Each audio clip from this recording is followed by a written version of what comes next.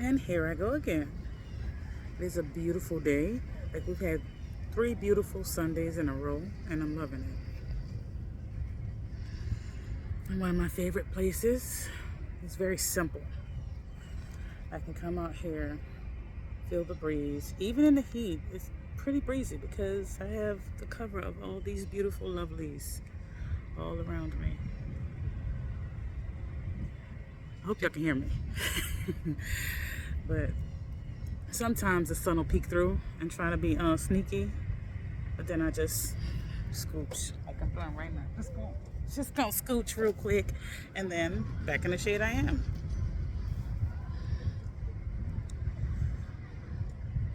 I will always advocate for shadow work and therapy and mental health care, but I'll have you know, just because I advocate for that doesn't mean that I don't understand that there are problems within the system of those things. Now, shadow work you can do on your own or with a guide who is competent. And when I say competent, they know what they're doing and they process things with you, either spiritually or clinically, okay? Because there's no one right way to get to a space of comfort. Now, healing is not linear. It goes all over the place. One day you think, oh, I'm good to go. Then the next day something can happen that triggers you and you feel like you're right back at the beginning. But the truth be told, as long as you continue to doing the work, you are moving somewhere away from where you were. Just give yourself that little pep talk sometimes. But when I say that there are problems within the system of mental health, here's what I mean. One of the many reasons, and I have many of them, that I am not practicing clinically with therapy anymore. One, I've always been called to do what I'm doing now. I just didn't know that's what I was being called to do. I was very stubborn about it because for a long time I was either atheist or agnostic, where I just always felt it was kind of arrogant to think I know something that I can't possibly see, test, experiment, get results from. It never made sense to me, right? And in a lot of ways, it still don't. You can't just tell me something and expect me to believe it. I'm gonna need facts. I'm gonna need evidence, things like this. Always been this way since I was a little squirt. My grandpa and a couple of my older teachers, like the old heads, used to sing, Caledonia, why your head so hard? Because I asked a lot of questions, and if I ain't like the answers, then I'm just gonna disagree with you until you give me an answer that seems adequate. And it wasn't out of some level of arrogance. I genuinely want to know stuff. It's one of the reasons why I continue to go to different areas of belief structures to understand. Because if somebody tell me something is wrong, but I don't see nothing wrong with it, I want to know why it's wrong. If somebody tell me something is right, and I don't understand why it is right, give me some evidence why it's more right than something else, I want to know why it's right. Give me something, right? I mean, I've made no secret. I've told you my conclusion. It don't have to be your conclusion. It's just my conclusion. And my conclusion is there's neither wrong nor right as it pertains to belief structures. I know there's many who disagree with that sentiment, and that's their choice and their right. But my sentiment is oneness. My sentiment is I don't subscribe to anything that tells me that I can't, unless it's something that is a rule that is structured to make sure everybody is safe, and we've all in some way majority collectively agreed upon the safety measures within that dichotomy. So if it brings you joy, it helps you connect to yourself and others, it shows you how to love proper yourself and others, it helps you get through life a little bit easier, do it. To harm to none, of course. That's why I also will not deal with extremism as it pertains to my thought structure, consciousness, and beliefs. Do I feel like we need a lot of resets, especially lately?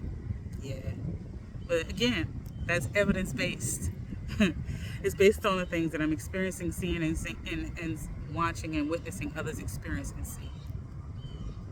And slowly but surely, that's getting done by whatever means it needs to get done, right?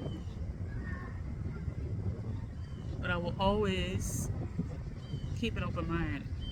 And if something else comes along, some other belief structure comes along that says, hey, this might be the correct way.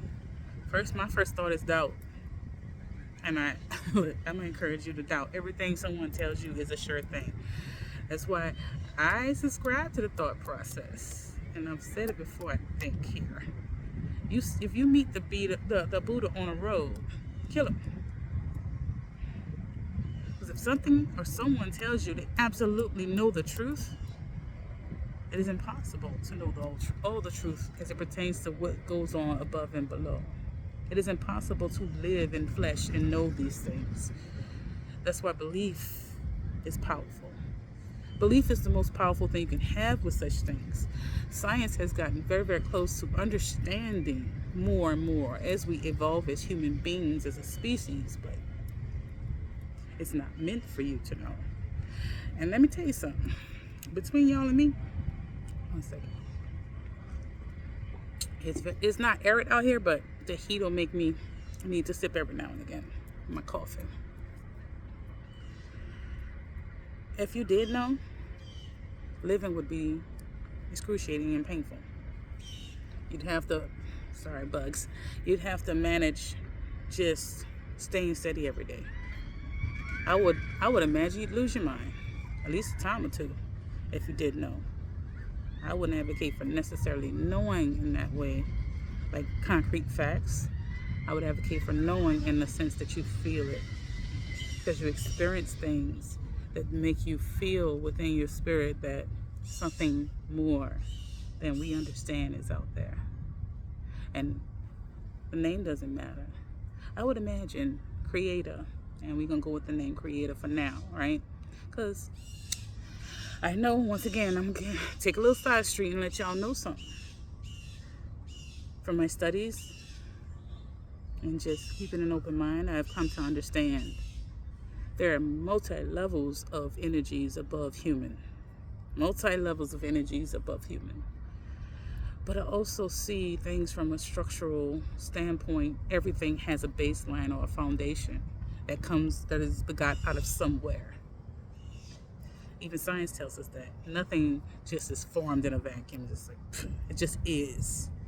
We can say Big Bang all we want to, but we know that came from a spark of energy. And where did that spark come from? Human beings have yet to fully expand upon that and understand it fully. They can try, but I've seen no evidence that anybody fully understands where the beginning of it all came from and why. And I understand it is easy, especially nowadays in this world where we have so many people who pertain to speak for a deity, whether it be the Christian God or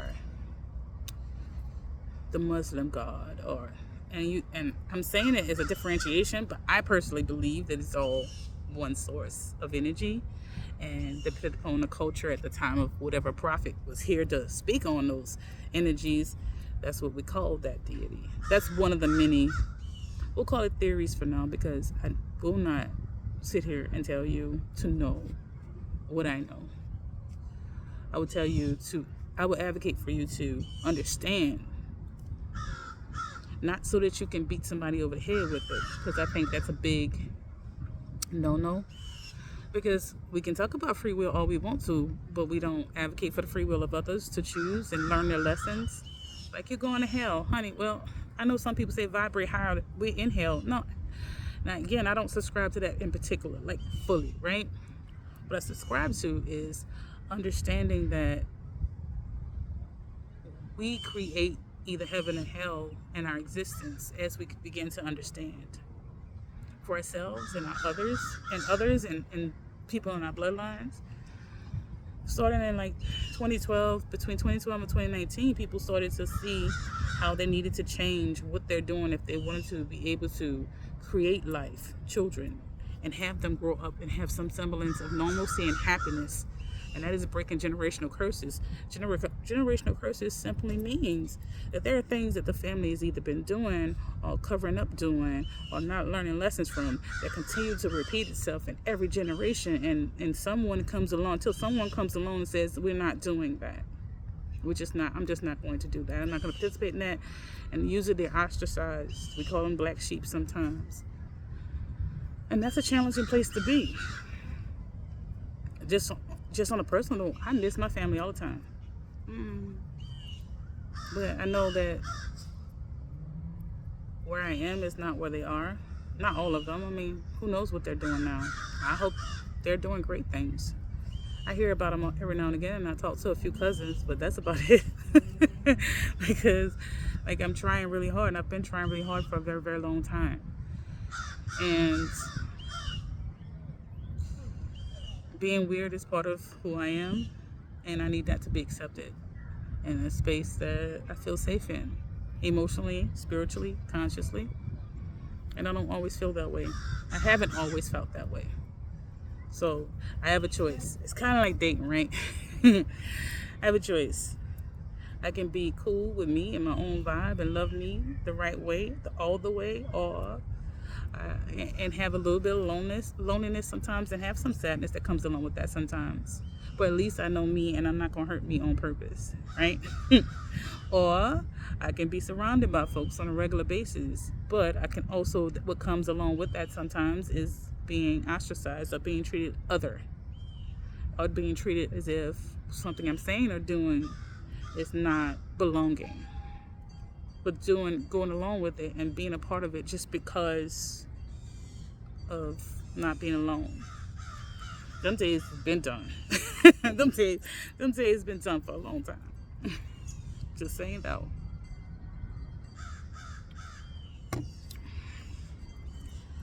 But on that same note, I definitely advocate for trying your best not to make enemies. And I'm always an advocate for that. But sometimes you can't, there is no way, no space in between, right? Especially the way folks have been operating lately.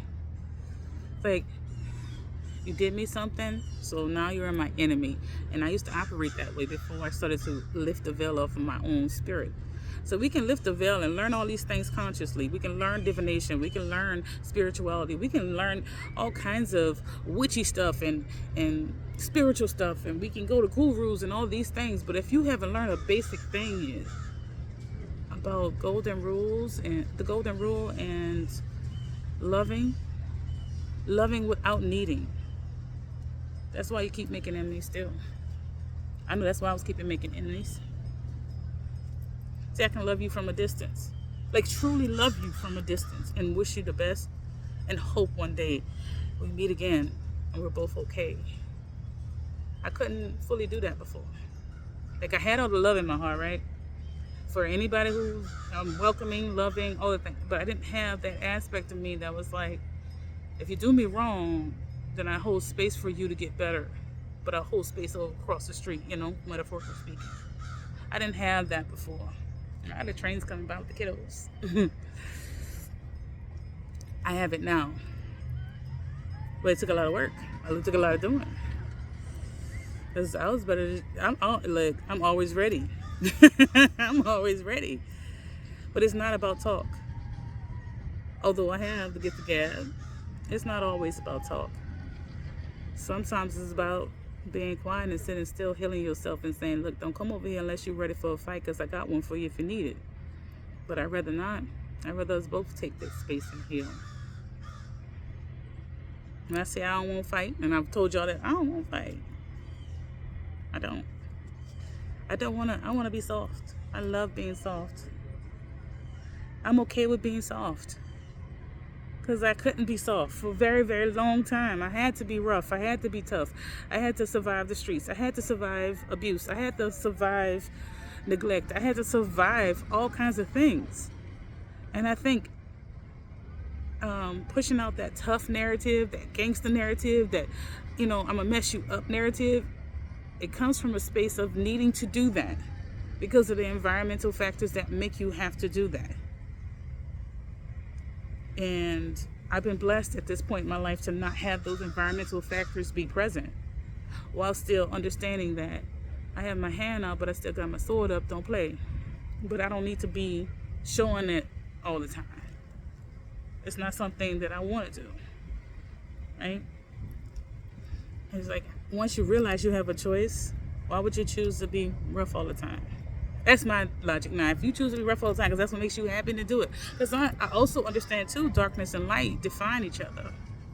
We will never have utopia. You want to know why? Because utopia would get boring. You would learn very little.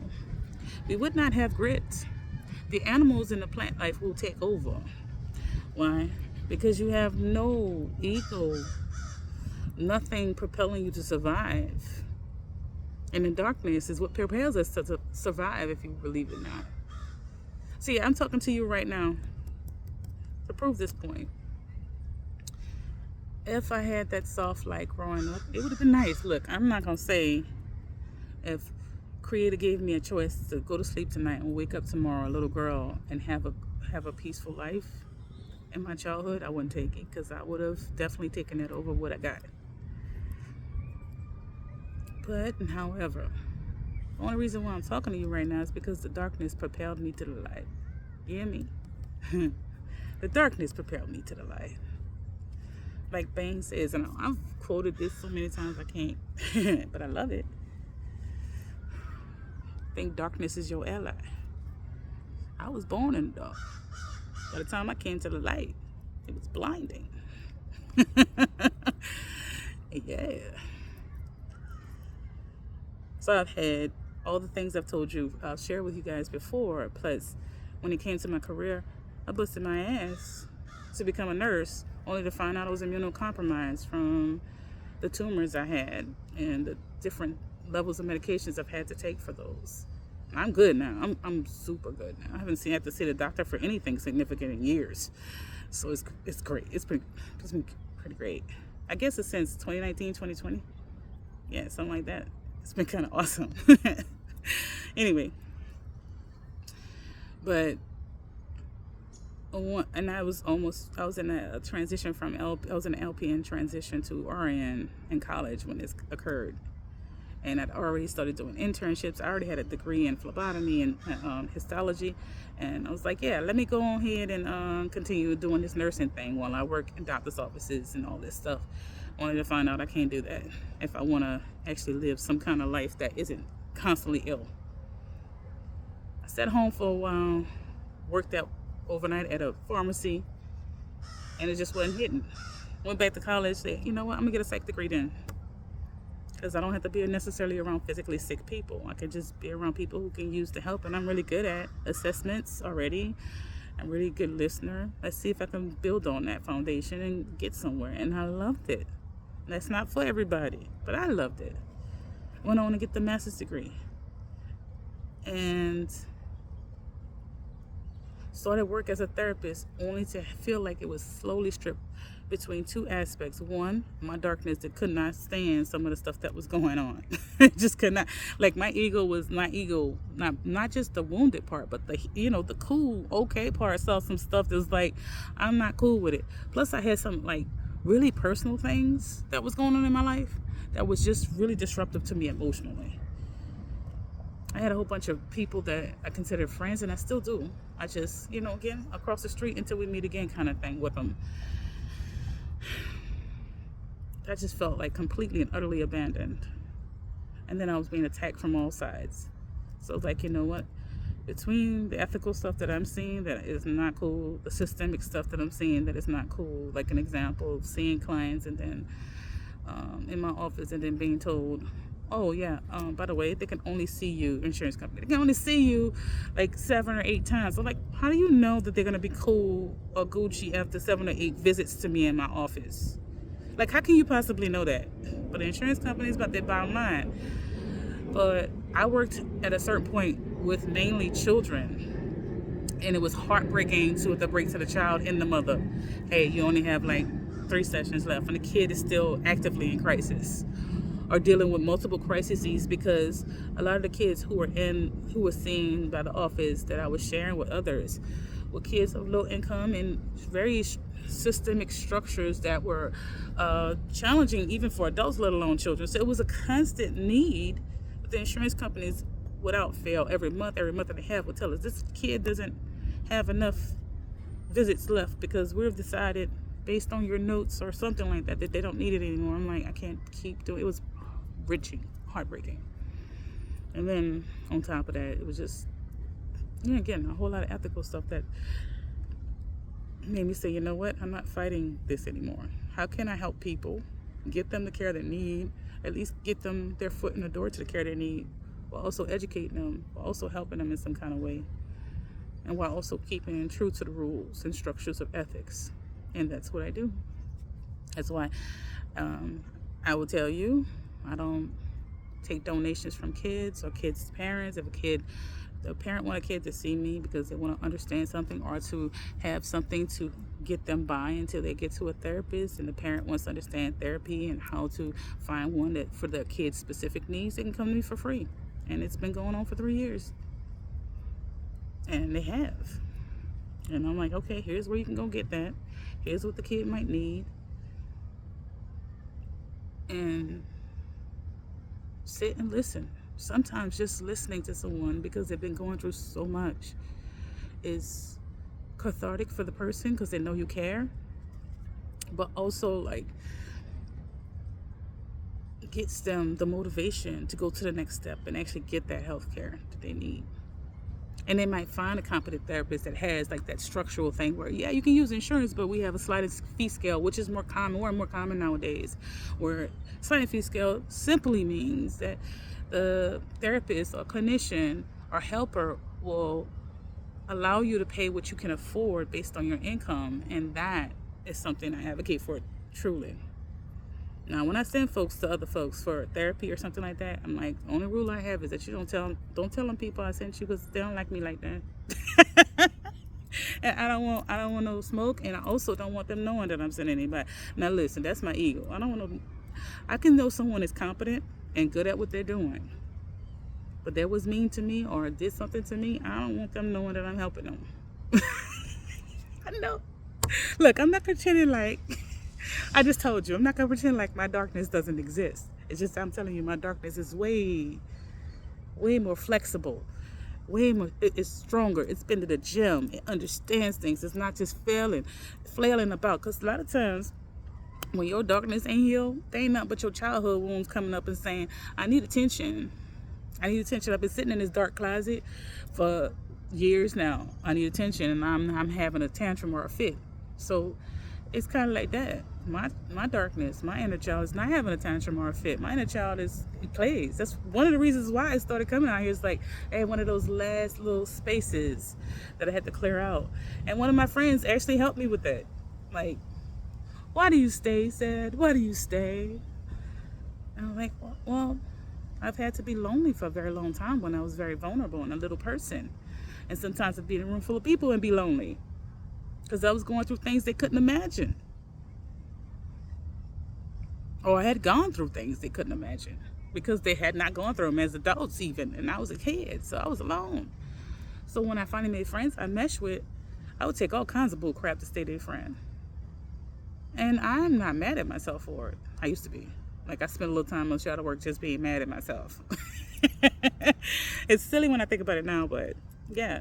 But no, now it's like, oh, I am fiercely loyal and I'm not going to stop being fiercely loyal. I'm a good friend. I'm a great friend. I like being a good friend. I will advocate for you behind your back, but I definitely will tell you about yourself to your face and with the quickness and bluntness of a sharp steel knife. Mostly because I didn't do that before. I would say how I felt about things. I'll give you an example. I had a friend I was in my master's program with and love her to this day. And I realize now on the other side of a lot of my shadow work how challenging it was to be my friend too, because I have like that inner Bane in me was frightening to some people once it came out, you know?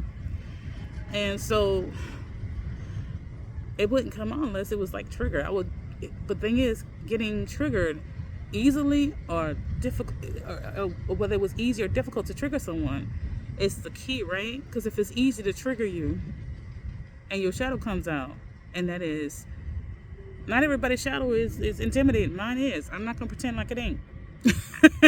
Mine is. I never would understand because it was like, I accept every aspect of you. Like, do you though? Then if you accept, then you must understand it. Then don't play with me. Anyway.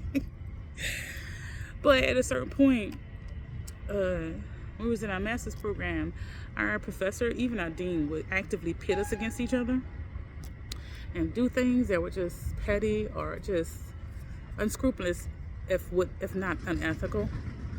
And I would say something about it. She went like, I'm gonna get this money, I'm gonna get this degree. And I get that more now than I ever have. But at a certain point, she realized that she was being taken advantage of and disrespected at certain points, which is like, yeah, I just really want to make my family proud, so I have to keep taking whatever they put out. But she would like vent to me about things like, it's like, yeah, there's some racism and stuff like this going on, and I reported it, and it was like, no, but we need cis white males here, so just deal with it, basically. And I'm like, so you just really going, all right, I mean, you like it, I love it. And so I busted my tail because I actually did. I mean, I would still speak up when I felt like something needed to be spoken up for. But I busted my tail. Why? Because after all of that, in and out of school, trying to figure out what I can do safely for myself, and realizing that I was the first one in my family that had the opportunity to get a doctorate, and I wanted my children to see that it was possible. It would have been me. I was the one that was going to challenge and break that destiny of our family just stopping at, here or there. I was going to get that doctorate and bring it to my family. You feel me? That was the goal. And I worked my ass off to have it while raising 3 kids and being sick and having several surgeries. And they were aware of it. She was aware of it. And they knew they had every plans on stopping me at the gate. Like gatekeeping, not because I was incompetent, not because I couldn't do the work, not because I wasn't an excellent student, just because they didn't like me. I know it's easy for me to say. It's my version, so their version might be different. That's what I've experienced. So towards the end of our friendship, I was like, we can work together and help people. My goal was to build a structure with all these beautiful, wonderful people who I saw work hard and actually care about the community. Build a structure, and within that, to have each and every, I was saving any extra money I had that I can give, I was saving it towards opening an office where they didn't have to pay a whole lot of money to have an office space, to be able to see people for free, pro bono. Like, it was going to require everybody to do at least 15 to 20 hours of pro bono work, while also offering that sliding fee scale that I talked about earlier. And figuring out how to do things by video so people who have challenging jobs can see us in their home. Like, that's something I was already working on. And it just felt like it was all stripped from me in that one moment when I said, look, if you want to stay with them, then you can't be with me as a friend. Like, if you want to help build this, then you can't have that.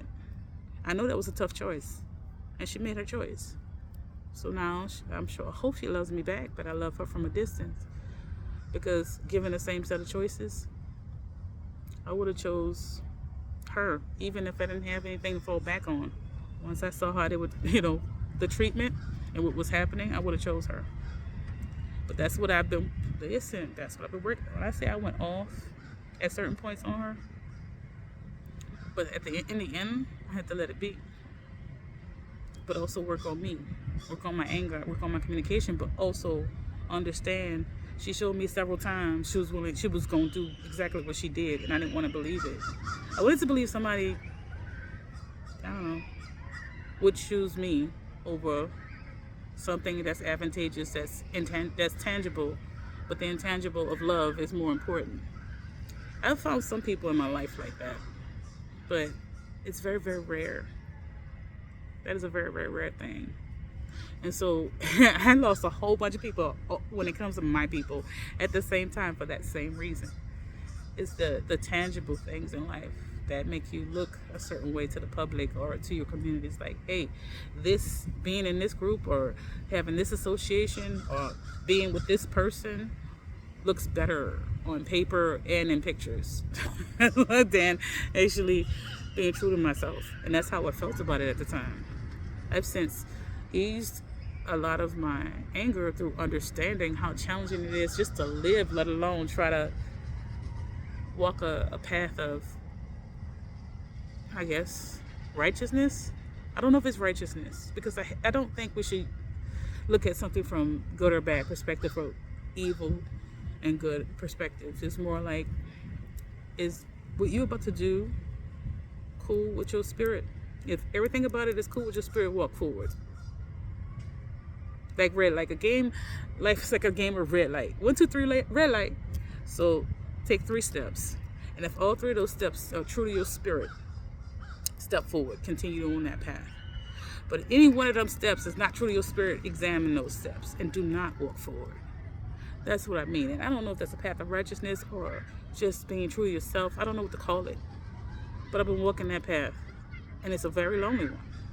I be trying. Again, I understand my childhood wounds and the loneliness and all that stuff at this particular point. But yeah, sometimes I be wanting, I sure do, company. And sometimes I have company, and they walk with me for a little while, then they go away. But see, where I am now, because of the healing, I hear the birds. Because of where I am now, because of the healing, it's like when they're ready to go, though, I let them. I don't chase. I used to chase. I used to beg. Hey, look at this from this perspective. If you looked at this from this perspective, or if you loved me or loved yourself enough, you'd make this choice. But that ain't up to me. You see? It ain't up to you.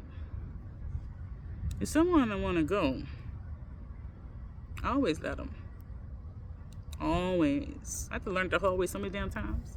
The last time I had to learn that the hard way, man, it got serious and fierce. Oh, shoot. I didn't close, because of the bugs, I didn't close up my coffee. But yeah.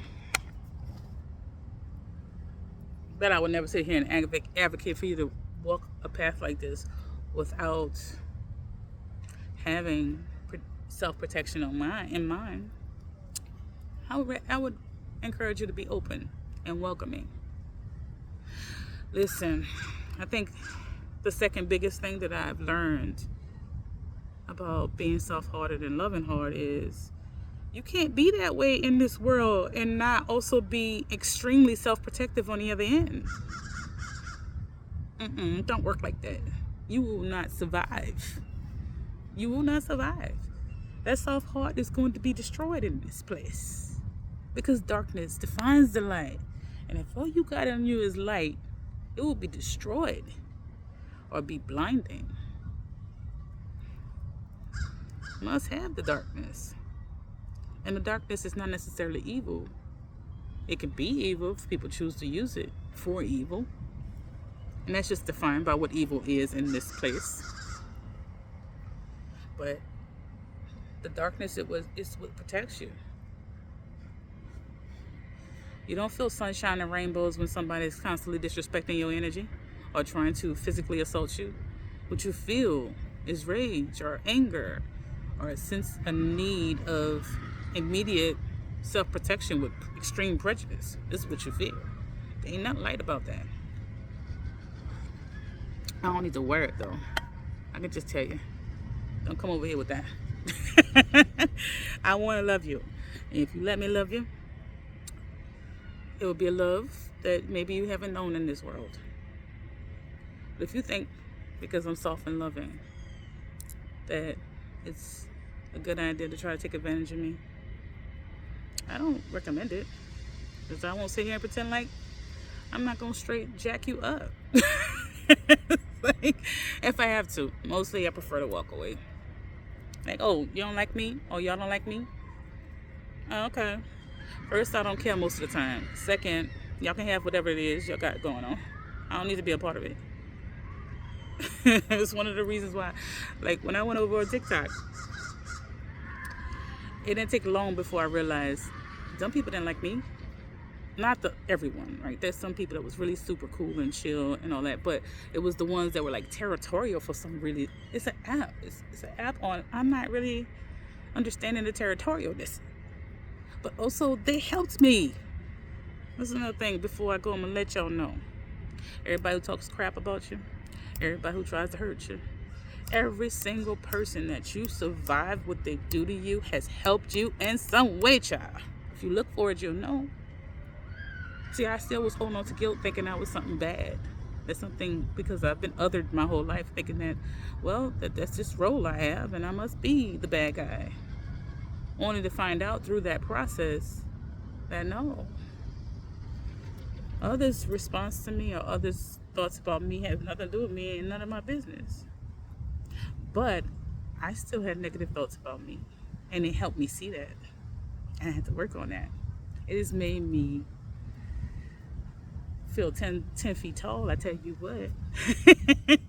Because I tell y'all, I advocate for shadow work and continue with chair work. As soon as you have difficult emotions or difficult circumstances, deal with the circumstances if they're tangible, right? But if they're emotional or spiritual, go straight to shadow work. Girls, boys, in betweens, sisterin and brotherin. Because in that you will find your strength. When you're done crying and sitting in an ass ball and having a dark night of the soul sometimes, on the other side you'll find some strength. Like they said, the bottom of the box is hope. Yeah? Y'all know what box I'm talking about. Anyway, I taught that y'all a long time today. I hope y'all enjoyed. Next week, bye.